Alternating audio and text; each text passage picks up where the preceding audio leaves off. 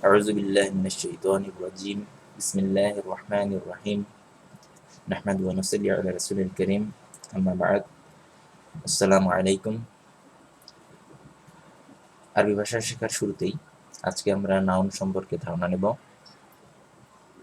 আরবিতে নাউনকে ইসমুন বলা হয়। এই ইসমুনকে আমরা দুইভাবে চিহ্নিত করতে পারি। একটি হচ্ছে নাকিরা, অনির্দিষ্ট শব্দ অর্থাৎ ইনডিফিনিট, এবং আরেকটি হচ্ছে মারিফা, নির্দিষ্ট শব্দ অর্থাৎ ডেফিনিট।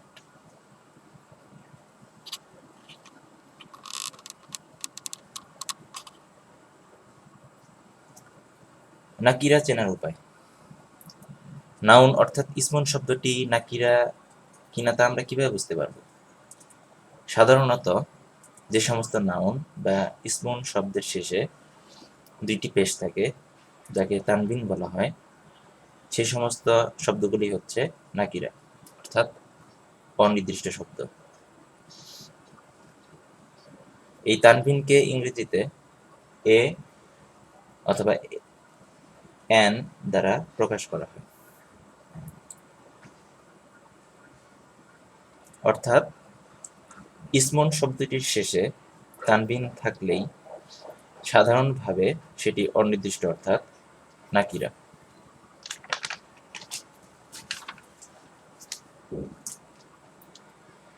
এখানে আমরা চারটি শব্দ দেখতে পাচ্ছি। কালামুন একটি কলম, অর্থাৎ যে কোনো কলম হতে পারে। কিতাবুন একটি বই। ওয়ালাদুন একজন বালক। মুদাররিসুন একজন শিক্ষক।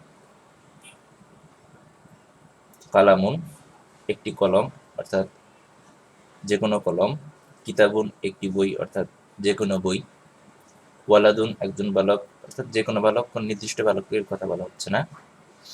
মুদাররিসুন একজন শিক্ষক, অর্থাৎ যে কোনো একজন শিক্ষকের কথা বলা হচ্ছে।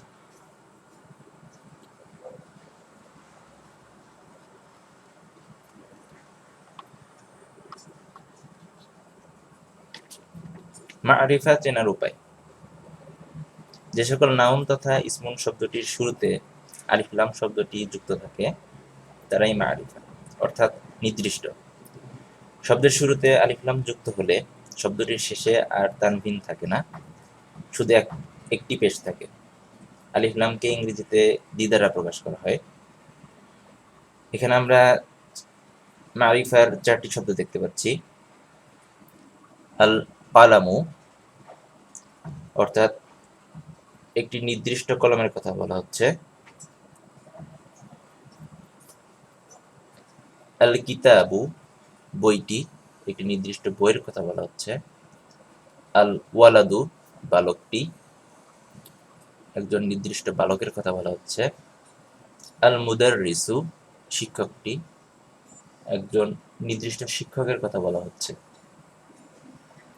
আজকের এই ছোট লিসনটি থেকে আমরা আরবি ভাষার নাউন তথা ইসমুন সম্পর্কে ধারণা পেলাম।